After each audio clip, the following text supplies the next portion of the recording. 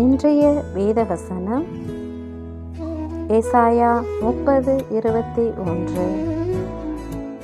நீங்கள் வலதுபுறமாய் சாயும் போதும் இடதுபுறமாய் சாயும் போதும் வழி இதுவே, இதிலே நடவுங்கள் என்று உங்களுக்கு பின்னாலே சொல்லும் வார்த்தையை உங்கள் காதுகள் கேட்கும்.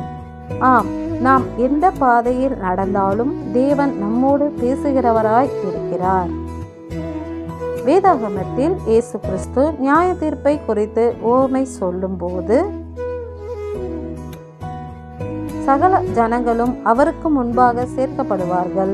மேய்ப்பனானவன் செம்மறியாடுகளையும் வெள்ளாடுகளையும் வெவ்வேறாக பிரிக்கிறது போல அவர்களை அவர் பிரித்து, செம்மறியாடுகளை தமது வலது பக்கத்திலும் வெள்ளாடுகளை தமது இடது பக்கத்திலும் நிறுத்துவார். வலது பக்கத்தில் இருப்பவர்கள் பரலோகம் சென்று நித்திய ஜீவனை அடைவார்கள். இடது பக்கத்தில் இருப்பவர்கள் புறப்பே தள்ளப்படுவார்கள். அப்படியே வலதுபுறம் பரலோகத்தின் பாதை, இடதுபுறம் பாவத்தின் பாதை. இந்த இரண்டு பாதையில் நாம் எந்த இடத்தில் இருந்தாலும் நம்முடைய பாதையை சொல்லி வழி நடத்த கர்த்தரின் சத்தம் நம் காதில் கேட்கும். எங்களை நேர்வழியில் நடத்தும் எங்கள் அன்பு தேவனே, உமக்கு நன்றி செலுத்துகிறோம். நன்றி.